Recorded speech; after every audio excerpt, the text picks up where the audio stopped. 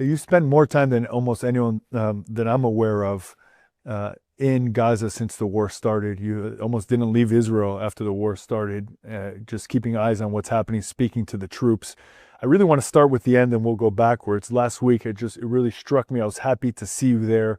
You were in Gaza with a bulletproof vest on in the middle of the aid relief efforts by GHF, the Gaza Humanitarian Foundation, which is, my understanding, a U.S. NGO that's distributing food directly to people in Gaza, going around Hamas, who was controlling that food and using that almost as a weapon to control their own people.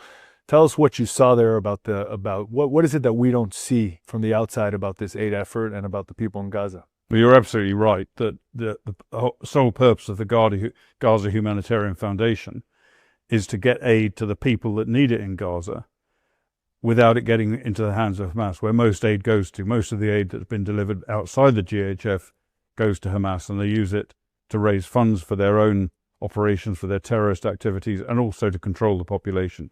So it's a game-changing effort, the GHF, and it's been, in my view, phenomenally successful. They've delivered something like 50 million meals in the 1 month they've been operating. Amazing. Aiming at around 2 million meals a day and expanding from that. But it's basically, I think we should admire the Americans who are out there running it, and they're pretty much all Americans, ex-military, out there armed, protecting the aid, protecting the people coming to get the aid. And I visited twice. The second time was a few days ago, and the previous time was about a week before that. 2 different aid sites. They've got 4 established in Gaza. And in the 2-hour period that the aid was being distributed to the population, in the first one there was something like, I think 20,000 Gazans came through collecting aid. And the second one was a similar kind of number, I think. I spoke to a lot of the Gazans. I must have spoken at each location to about 50 Gazan civilians collecting the aid. And they were so grateful. Smiling faces. It was a bit chaotic. It was like if you open the doors of a Walmart in, I don't know, in Miami. Do you have Walmart in Miami? We have it, yes. Opening the doors of Walmart and saying, everything in here is free, get what you want. It would be like that. And that's what it was. But it was nevertheless orderly in as much as the site was protected by the Gaza Humanitarian Foundation, and then beyond the site, IDF providing security. And the people there, the Gazans would come in, they'd get the food they needed, and the GHF staff, these ex-military people, would do their best to avoid confrontation. So they don't want to control it; they want it to be free-flowing, as it were, and only intervene if there's a real emergency. But most of the people I spoke to, so happy to be there. First time they'd ever had free aid since the war began. Many of them told me. Mostly it had been stuff seized by Hamas, sold in the local markets. Often they couldn't afford the prices. Some you heard all the time. I was hearing, and I was right next to these people, among them, and I was hearing, "I love America, I love Trump, I love Donald." Because they were from the Gazans themselves. From the Gazans, and I've put a video clip of this on my Twitter and Instagram feeds to prove that it's true. We're going to run it. We're going to run it right. with editing on it. Right. It's great. I love you. I love you, Trump. I love you. And most people don't believe that, but it's absolutely true. And the other thing that because they identify these sites with America. And of course, the State Department recently announced a $30 million support for the GHF, which is, I think, the start of American funding for it. The rest is, so far, it's been private funding.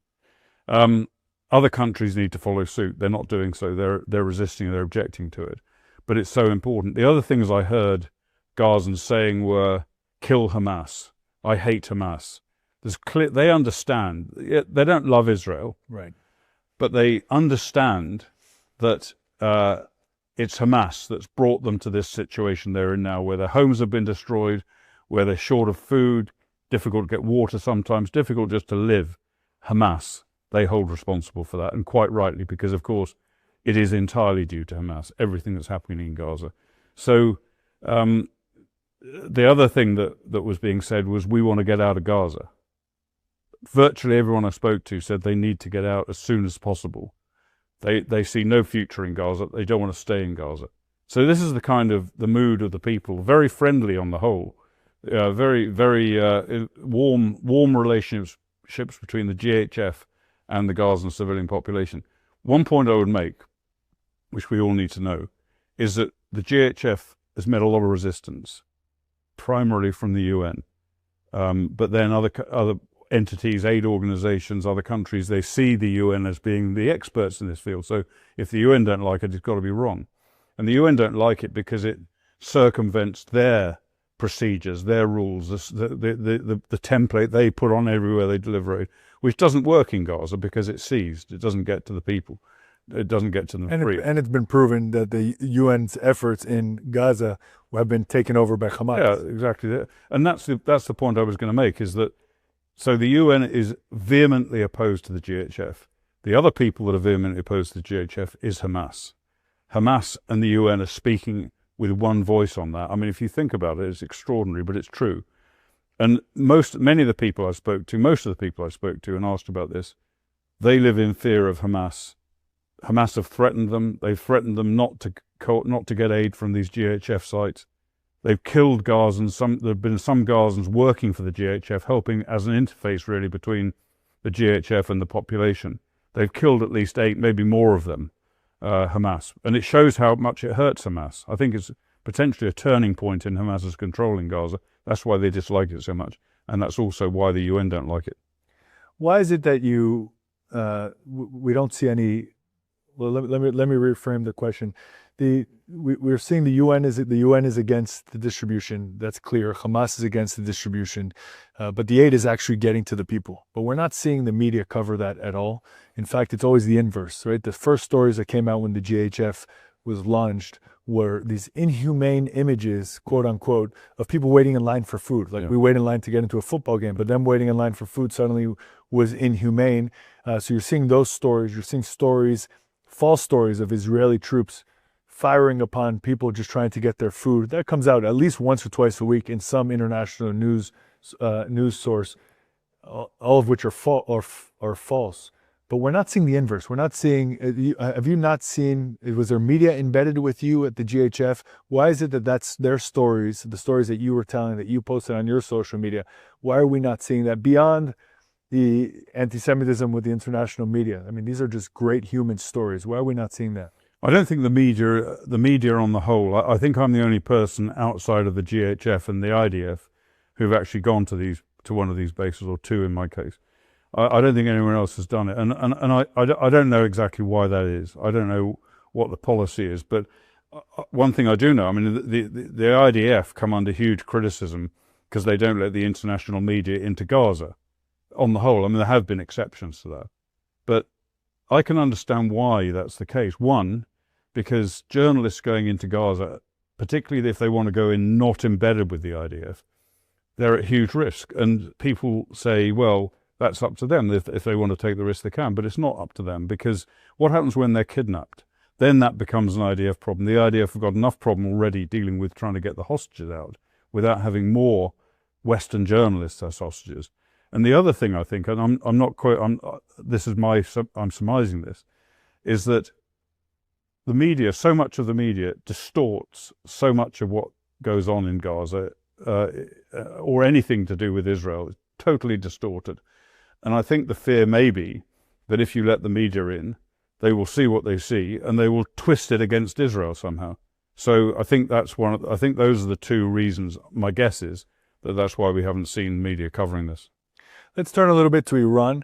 We've seen the destruction, or whatever word we want to use, but we're fighting about which word to use to describe it, but the destruction of the nuclear facilities and capabilities of Iran. What impact does that have to the region? But I want to focus actually in the region you come from Europe. What impact does the denuclearization, if we can call it that, of Iran play on the safety and security of people in Europe? I think it's so important. I mean, the Iranian regime is not just against Israel, not just against Sunni Arab countries in the Middle East, but they're against the entire Western world. And from the time of the Iranian Revolution in 1979, the revolution was based on fighting the West, the great Satan, the United States, and two little Satans, Israel and the UK. The UK specifically is targeted has been targeted by Iran since '79. British troops have been killed in Afghanistan and Iraq by Iran, as Americans have. There have been terrorist attacks aimed at Britain. There was recently, I think just a few weeks ago, there was something like 12, I forget the exact number, Iranians arrested in Britain, accused of planning terrorist attacks. There was a bomb factory back in 2015 in London, which was disrupted by our security services based on Israeli intelligence, planning bomb attacks in the UK. If they can do that, then of course, if they get the nuclear capability and the ballistic missiles to carry the nuclear weapons, then of course they threaten the UK, they threaten Europe, and I don't believe they'd have any more hesitation in using them as they would against Israel. So what Israel's done has been a shield for not just Israel and the Middle East, but for the Western world, for Europe as well. And the thing that I find quite horrifying is that my own country, Great Britain, has not stood up behind Israel on this. I understand that President Trump asked, I don't know this for sure, but I heard that President Trump asked the UK to join the attack on Iran when the Americans sent the B-2s in, and Britain declined. And the Attorney General in Britain said taking part in offensive operations against Iran would be illegal, which is clearly nonsense. So, I'm very disappointed that Britain couldn't be at least diplomatically standing up for Israel much more than it did. Tell me, I mean, I love that you brought that up, because that was my next question had to do with Europe's decision to really just not get involved in this, or the opposite, or really just stand against Israel and even the West, just sort of being quiet.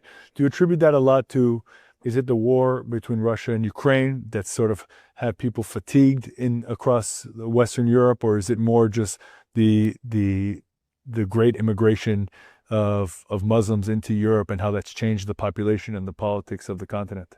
Yeah, I think Britain's foreign policy, particularly in relation to Israel and the Middle East, is not based on reality. It's not based on principle. It's not based on the right thing to do. It's based on the impact domestically in domestic politics. And of course, every week and often every day, we see massive protests in the UK on university campuses and the streets against Israel. And the government sees that, of course. They know what's going on. They know that a lot of their voter base and many of their frontline politicians in the Labour Party are extremely anti-Israel, and in some cases pro-Hamas as well. And actually in this war, if you're anti-Israel, you are by definition pro-Hamas.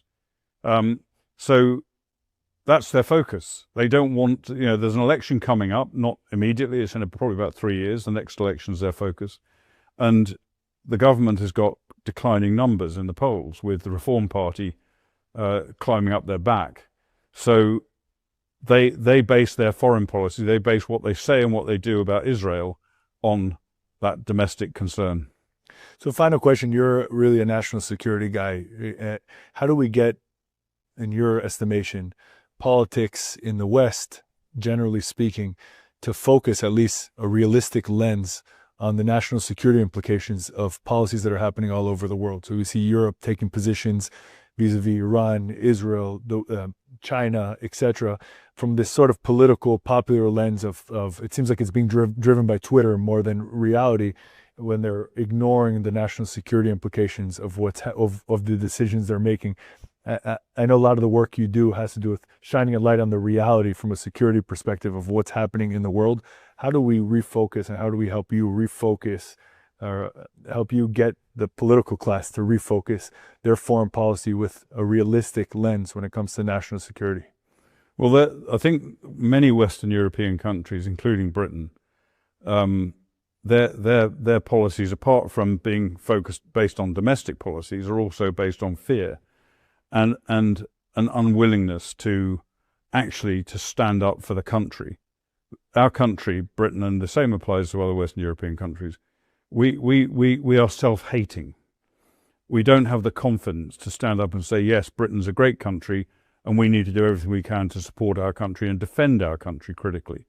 And the government, our government currently, because of pressure from President Trump, and the same goes for other NATO countries, have agreed to increase their defense budget to 5% or whatever it is, which is actually a bit of smoke and mirrors, but at least they're trying to build a defense budget a bit.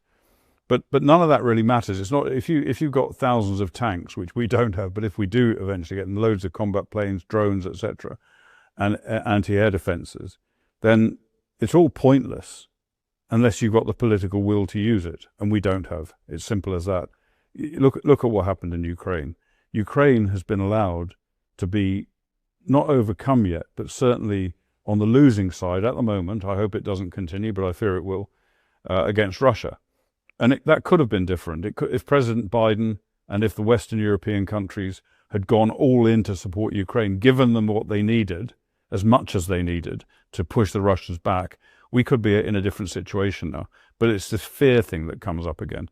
And also a lack of investment in defence in the West, which has stopped us being able to give all the support we can. As to what we can do about it, I'm very I hate to be defeatist. I'm very sceptical on this. I think the only really effective thing that can happen to change any of this in Western Europe is President Trump leaning very, very hard on them. I think he needs to do that. Our countries value, of course, their relationships with the US. They need that relationship with the US. So I think President Trump, he's put a lot of pressure on already. I think he needs to double down on that pressure to move the dial a little bit. Whether it will happen, whether that dial will move, I don't know, but I think that's the only way of doing it. It's 2025. America's debt is over $37 trillion, and the dollar just had its worst crash since 1973. That puts your savings and your family's future at risk. That's why we trust Alpha Omega Gold, a company that stands unapologetically with Israel and supports Stand Tall Israel. Visit ao.gold/stand to claim your free precious metals wayfinder guide or call 1-855-426-4653 today. Protect your future before it's too late.